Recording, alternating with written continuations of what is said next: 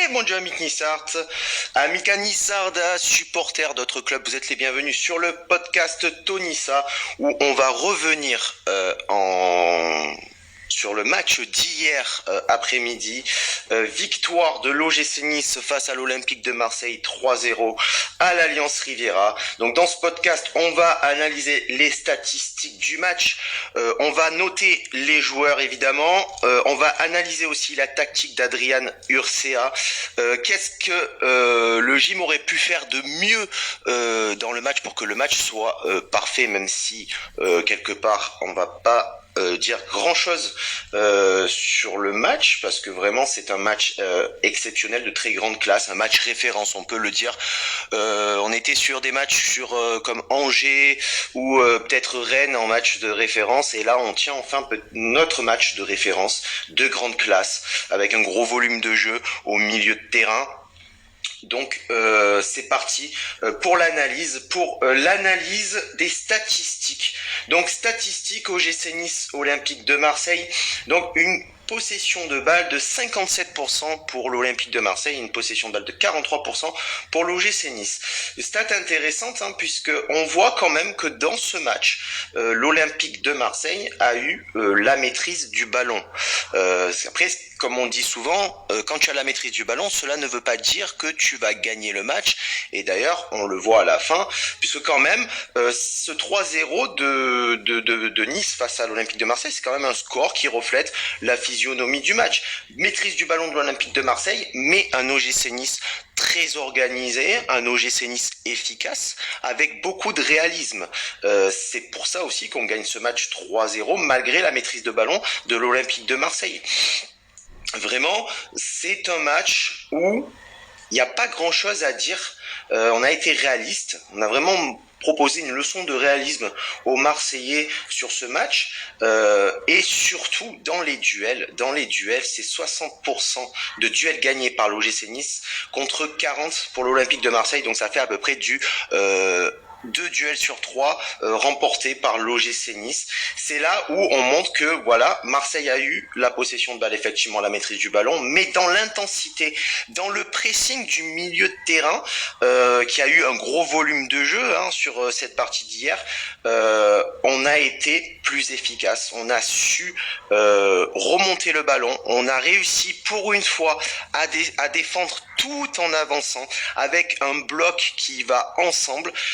C'est un petit peu, ça reflète bien cette statistique en possession de balle ainsi que dans les duels aériens avec ce gros volume de jeu proposé par Kefren Turam, proposé aussi par Morgan Schneiderlin, qui a eu un petit peu plus de mal à rentrer dans le match au tout début, mais il a su muscler son jeu et il a fait vraiment, en re-regardant les images, il a fait vraiment un gros match. C'est vrai que Morgan Schneiderlin, beaucoup critiqué depuis qu'il est arrivé, mais là on peut pas dire que vraiment sur le moment je l'ai un peu attaqué, mais c'est vrai qu'il a su muscler son jeu après au fur et à mesure du match, et notamment en deuxième mi-temps où à l'image de, je disais tout à l'heure, de défendre tout en attaquant, c'est-à-dire de défendre mais d'être capable de remonter le ballon et de se projeter vers l'avant. Ça faisait longtemps que l'OGC Nice n'avait pas réussi à faire ça, et là donc on voit bien que les stats reflètent bien la physionomie de ce match. Maintenant, les statistiques des tirs, des frappes cadrées et des arrêts des gardiens. Donc, pour l'OGC Nice, c'est 17 tirs contre 7 contre l'OM, enfin pour l'OM, 7 tirs cadrés du côté de l'OGC Nice, 2 tirs cadrés du côté de l'Olympique de Marseille, et 3 arrêts chacun, 3 arrêts de la part de Mandanda et de la part de Walter Benitez. Donc 17 tirs, c'est vraiment une très très bonne statistique dans ce match. Ça montre aussi cette projection vers l'avant qu'on a su mettre en place dans le match d'hier face à l'Olympique de Marseille. Ce milieu de terrain qui est capable d'aller orienter le jeu, de trouver les attaquants, notamment avec Amine Gouiri qui a fait un match énormissime hier, vraiment très très bon match, ça on verra dans les notes des joueurs. Voilà, 7 tirs cadrés sur 17 frappes tentées, c'est plutôt pas mal, mais surtout 3 buts sur ces 7 tirs cadrés, donc c'est plutôt pas mal. Walter Benitez qui a fait 3 arrêts, des arrêts décisifs, hein, vraiment. Tout comme Mandanda qui a fait 3 arrêts, mais Mandanda qui s'est troué sur les 3 buts niçois. Donc vraiment une bonne stat au niveau des tirs, des frappes cadrées, qui aussi encore là projette vraiment ce que l'OGC Nice a fait de bien dans ce match hier. On va passer aux passes maintenant. Donc 371 passes du côté de l'OGC Nice contre 498 du côté de l'Olympique de Marseille. C'est 80% de passes réussies du côté niçois contre 85 du côté de l'Olympique de Marseille. Donc l'OGC Nice qui a fait beaucoup moins de passes dans ce match, qui a à peu près au même nombre de passes que au match face à Lorient la semaine dernière, mais qui a montré beaucoup plus d'envie. C'était des passes sans déchets techniques, on arrivait à se trouver, on arrivait à enfin mettre en place ce collectif qu'on recherchait tant depuis quelques mois déjà. Et là, c'est vrai que on voit encore une fois les stats parlent d'elles-mêmes. Alors je ne suis pas à 100% la personne qui me base beaucoup sur les stats, mais c'est vrai que là, dans ce match, on est plutôt pas mal. Dans la moitié de terrain adverse, c'est 66% de passes réussies. Donc c'est déjà un meilleur score, un meilleur pourcentage que la semaine dernière face à Lorient. Et 90% de passes réussies dans notre moitié de terrain. Donc là encore une fois, pas de perte de balle, pas de cadeau donné à l'adversaire comme on a su le faire plusieurs fois et surtout à plusieurs matchs d'affilée, pouvoir offrir un but à l'adversaire. L'Olympique de Marseille, c'est 72% de passes réussies dans la moitié de terrain de l'OGC Nice et pareil 90% dans sa propre moitié de terrain. Et donc on va passer maintenant, on va élire, alors comme je le dis toujours, c'est mes notes, c'est mes appréciations sur les joueurs et c'est pour moi, je vais élire l'homme du match et on va voir que OneFootball a élu aussi l'homme du match hier et on va voir que c'est assez différent, mais il était assez compliqué de nommer l'homme du match d'hier étant les performances de l'OGC Nice, des joueurs de l'OGC Nice qui ont réussi à élever leur niveau de jeu pour une fois. Donc avant d'élire l'homme du match, on va passer aux notes. Donc Benitez en premier, donc Benitez 3 arrêts décisifs, des sorties autoritaires, un clean sheet. Vraiment il a encore été présent, on aurait pu prendre des buts contre l'Olympique de Marseille malgré leur manque de réussite, mais il a été présent, il a fait un match plus que correct, donc pour moi c'est une note de 7. Danny Luc, propre, rassurant, vraiment, je comprends pas pourquoi on s'est encore obstiné à mettre des Bambou et Ensoki dans le 11 titulaire quand tu vois le travail fait et effectué par Danny Luc. Donc propre, rassurant. J'ai hésité, j'ai mis un 6, j'aurais dit 6,5, hein, si on pouvait mettre des et demi, je pourrais très bien les mettre, hein, mais voilà, donc un bon petit 6, un bon 6, hein, c'est vraiment un bon 6. Todibo, remontée de balle exceptionnelle pour pouvoir se sortir du pressing marseillais. C'est ça qui m'a beaucoup intercepté hier. Dans le match, c'est que Todibo était capable de ressortir le ballon très proprement et de remonter le ballon techniquement pour sortir du pressing. Une grande classe dans le toucher de balle. Vraiment, c'est un garçon qui, pareil, est rassurant pour cette défense centrale depuis la blessure de Dante. Donc pour moi, Todibo, c'est un 7. Lotomba, défensivement c'était très propre. Encore ce manque d'offensivité, cette rapidité que est capable de mettre Youssef Attal et que Jordan Lotomba n'est pas encore capable de mettre. Mais défensivement ça a été très propre. Il a fait un bon match, donc c'est un 6.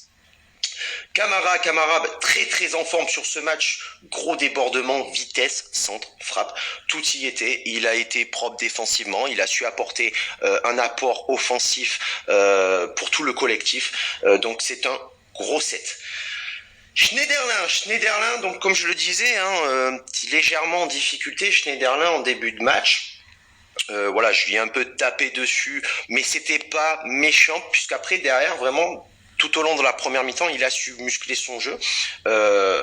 Et en deuxième mi-temps, vraiment, ça passait plus. Gros volume de jeu. Il a vraiment sorti son match référence. Pour moi, le match référence de Schneiderlin, c'est hier face à l'Olympique de Marseille. Donc vraiment, patron hier, Schneiderlin, qui a été capable aussi de défendre tout en avançant, et ça c'était la chose qu'on lui reprochait beaucoup. Schneiderlin repassait beaucoup trop par la défense centrale, et notamment jouer beaucoup trop bas pour un numéro 6 qui doit être quand même la plaque tournante au niveau de la projection vers le milieu de terrain et vers l'attaque, casser les lignes, apporter de la verticalité, c'est ce qu'on reprochait aussi à Schneiderlin. Donc Schneiderlin, moi j'ai hésité, mais vraiment pour l'encourager, c'est un 7. Schneiderlin, c'est un 7. Kefren Turam, j'ai rien à dire. Gros volume de jeu, c'est pareil, orientation du jeu, il est capable de dribbler, il est capable de remonter le ballon à lui tout seul sur ce match. C'est le meilleur match de sa saison.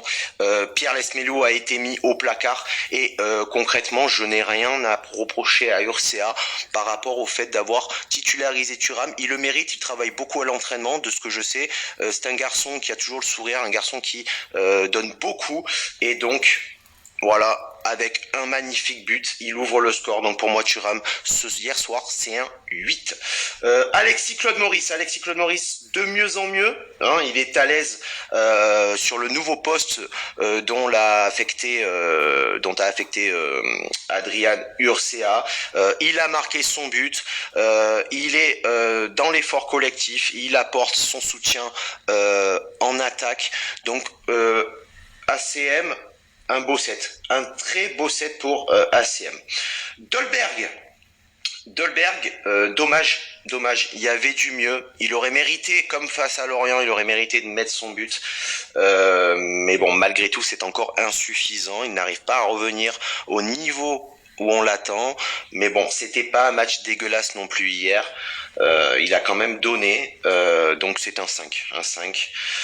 Maolida vraiment, bon, je dis pas qu'il a fait un match dégueulasse hier, mais moi Maolida, je ne peux plus, j'arrive plus. Je crois que même s'il fait une masterclass de match demain, qui plante 3 buts, qui fait 2 passes D dans un seul match, et que il est nominé au futur Ballon d'Or, je pense que j'aurais du mal encore avec ce joueur. Donc, Maolida, j'ai tellement de mal, tu vois, donc je sais pas, un 4 ou 5. Voilà, vous me direz si j'ai eu raison ou pas, si je le casse trop, si vraiment je n'arrive plus à voir le côté positif chez Maolida, parce que toutes ces prestations qu'il a fait auparavant sont vraiment trop en dessous de ce qu'on lui demande, surtout au prix où on l'a payé, et surtout pour le salaire qu'il touche. Et pour finir, Guiri, pareil, ce que tu veux dire, à part bravo monsieur, encore un but, 16e but, toute compétition confondue, je crois 10 passes D, toute compétition confondue aussi, un gros apport offensif, toujours sur son côté gauche, énorme, il presse, il n'hésite pas à aller au contact, il va au duel, il déborde, il repique au centre, il passe, il frappe, il marque. 8, tout simplement 8. Et pour élire l'homme du match, donc l'homme du match qui a été élu par OneFootball, alors je ne suis pas en partenariat et je ne suis pas sponsorisé par OneFootball, mais cette application me sert pas mal. Donc OneFootball, au passage, si tu entends mon podcast, n'hésite pas à me contacter. Donc OneFootball, ils ont élu Guiri, homme du match. Alors, comme j'ai dit, moi j'ai beaucoup hésité.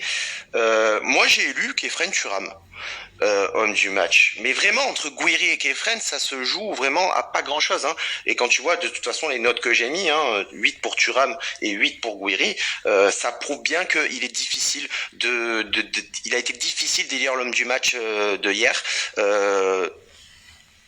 L'équipe a su se surpasser, a eu à l'image de Todibo vraiment un dépassement de fonction, à l'image de Schneiderlin, de ACM, Thuram, vraiment Voilà, moi j'ai élu Thuram parce que ça fait plaisir, il fait beaucoup d'efforts. Guiri, il est toujours là, il est toujours présent tous les matchs. Des fois, il a des matchs où il est un petit peu moins bon, mais après tu peux pas lui demander d'être au top niveau tout le temps. Le garçon n'a que 19 ans quand même, donc c'est difficile. Il n'a pas encore l'expérience pour enchaîner les matchs. C'est quand même sa première saison en tant que titulaire et première saison où il est utilisé à tous les matchs. Qu'il pendant la trêve va avec les espoirs de l'équipe de France. Donc vraiment, voilà, moi j'ai mis Thuram. OneFootball a mis Guiri. Donc moi je suis assez d'accord avec eux. C'était difficile de choisir, mais voilà, chacun a ses avis. Justement, n'hésitez pas, si vos avis sont différents des miens, on peut en débattre. Et maintenant, c'est l'analyse de Adrian Urcea. Donc Adrian Urcea, franchement, une composition de bon choix, avec au placard enfin, au placard Bambou et Ensoki. Alors j'avais un petit peu peur au début quand j'ai appris que Saliba était touché par la Covid-19, et je me suis dit pourvu qu'il m'aligne Todibo et Danny Luc en défense centrale et qu'il me refasse pas le coup de Bambou et de Ensoki, sachant que c'est des gens qui à l'entraînement apparemment n'apportent pas grand chose, ils ont pas envie, tout comme Belmar. Donc vraiment, je me suis dit, quand tu vois que le board et le staff est satisfait de Danny Luc, de ce qu'il propose. Le mec fait toujours des entraînements de musculation après l'entraînement. Le garçon ne s'arrête pas à l'entraînement collectif. Il va au-delà de ça et s'entraîne tout seul. Donc bonne composition de choix, donc voilà, avec une bonne défense centrale alignée. J'aurais mis Maolida aussi sur le banc, hein, le banc des absents. Bambou Ensoki, je les aurais même laissés à la maison, hein, pour te dire. Un seul changement dans le match, encore une fois, Adrian Urcea est assez adepte de faire très peu de changements, comme pouvait le faire à l'époque Lucien Favre. Un seul changement, Attal à la place de Maolida. Donc un changement qui j'ai trouvé très appréciable, surtout quand tu mènes au score, toujours mettre cet apport offensif, d'enlever Maolida pour mettre Attal, donc un poste pour poste, même si Attal, on rappelle, est tout de même latéral droit et non ailier droit, mais c'est un apport offensif que l'on garde. Adrian Urcea ne décide pas de jouer la défense, de fermer la baraque pour coûte que coûte ramener les 3 points et de rester à 1 ou 2-0, je ne sais plus quand Attal est rentré, si on était à 1 ou à 2-0, mais enfin voilà, Adrian Urcea se contente pas de ramener les 3 points avec un seul but d'écart. Donc voilà, avec Attal qui est capable, si jamais il y a un gros pressing marseillais dans notre surface de réparation, en tout cas dans notre moitié de terrain, n'hésite pas à descendre pour pouvoir défendre. Au niveau du match, Adrian Urcea a eu les bons choix. Sur le terrain, je l'ai trouvé quand même un petit peu moins effacé que ce qu'on avait pu voir face à Lorient. Adrian Urcea s'est imposé en tant que coach numéro 1 de l'OGC Nice hier, pour moi. Avec toujours ce soutien de Didier Digard, qui pour moi c'est vraiment Uno Dinoy, comme on dit nous à Nice. Le garçon, il lâche pas. Il est investi de sa, comment dire, de ce rôle de suppléant, mais il est bien plus que ça. Il est bien plus que ça pour moi que suppléant. Pour moi, c'est vraiment un appui, un soutien pour Adrien Urcea. Et quand il n'a pas de solution et que tu vois qu'il n'apporte rien, tu sais que tu as toujours Didier Digard derrière. Et le mec, il va rien lâcher. Et ça, c'était le cas aussi en tant que joueur. Peut-être pour les plus jeunes, vous n'avez pas connu Didier Digard en tant que joueur. Mais voilà, je trouvais un très très bon Adrian Urcea malgré tout. Hier, Jean-Pierre River qui a parlé après le match, qui a dit que c'était un match référence, que il était content pour les joueurs puisque longuement critiqué depuis le début de saison. Notamment lui aussi, hein, tout le staff, le board a été critiqué, et c'est un match qui fait plaisir, c'est un match qui redonne envie de voir l'OGC Nice jouer, puisque un match comme hier, je ne me suis pas fait chier vraiment, et voilà, et Urcea qui aussi dit que voilà, c'était ce qu'il avait dit dans sa conférence de presse après Lorient. Il a dit le bon point pris à Lorient, puisque pour lui c'était un bon point. Le bon point pris à Lorient, ça restera un bon point si on gagne contre l'Olympique de Marseille et qu'on rapporte les 3 points. Donc Urca très content, même s'il le montre pas, qu'il explose pas. Et évidemment les gars, il faut pas il ne faut pas s'enflammer, ça reste un match, oui, ça reste un derby contre l'Olympique de Marseille. Il nous reste encore 8 matchs à jouer.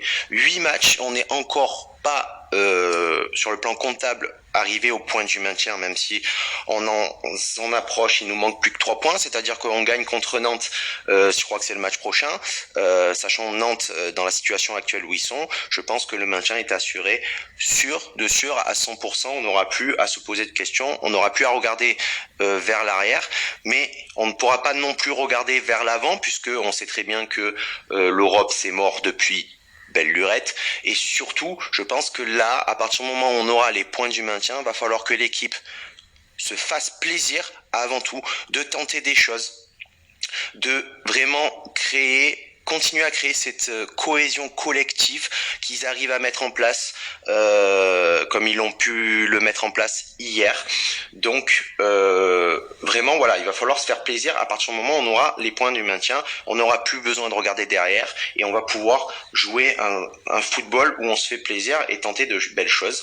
C'est ce que j'attends en tout cas après le match face à Nantes. J'espère. Voilà, pour la petite analyse Urca, voilà, c'est fait. Je voulais faire, comme je fais après chaque podcast, faire l'analyse.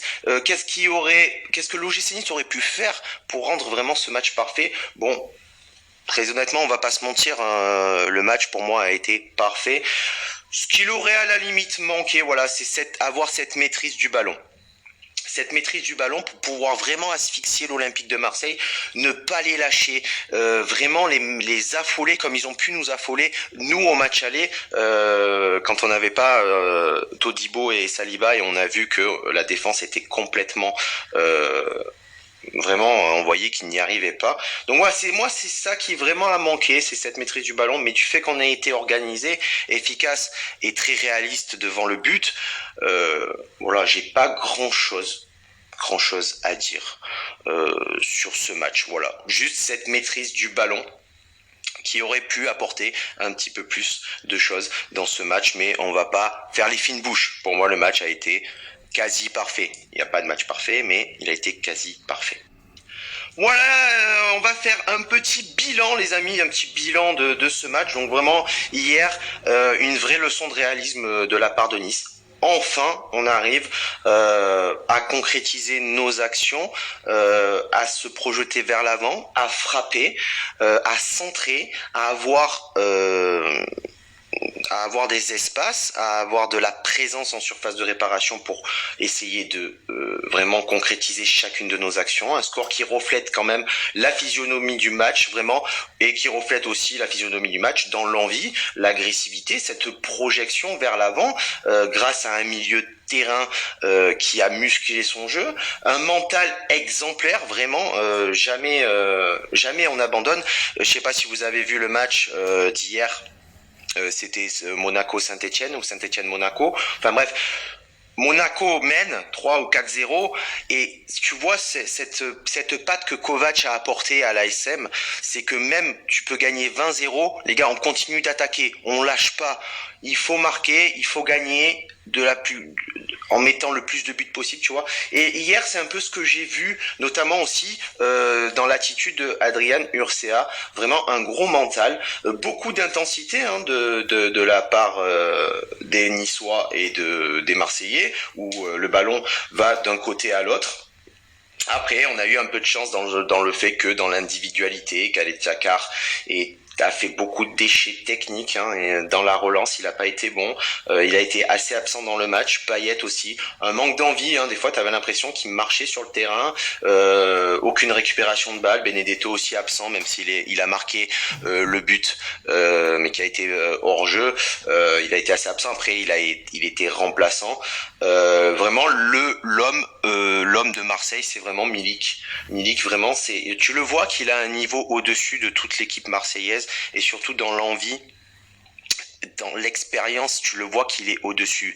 Tu le vois que c'est un mec qui lâche jamais rien. Et voilà, le problème c'est que l'équipe n'arrive pas à suivre Milik. Donc c'est compliqué pour l'Olympique de Marseille de sortir un gros match hier, sachant qu'on était bien organisé et bien en place. Les joueurs ont réussi à élever leur niveau de jeu et c'était ce qu'on demandait, notamment dans les premiers derbys face à Monaco, en Coupe de France, le premier derby contre Marseille, le match aller. C'est ce qu'on demandait, que les joueurs élèvent leur niveau de jeu. Là, hier soir, on a gagné avec la manière. Le volume de jeu de Thuram a été énormissime, de gros jaillissements. Quand tu vois qu'il part de un moment donné du milieu de terrain, qu'il arrive à remonter tout le terrain, la construction du jeu aussi a été très bonne.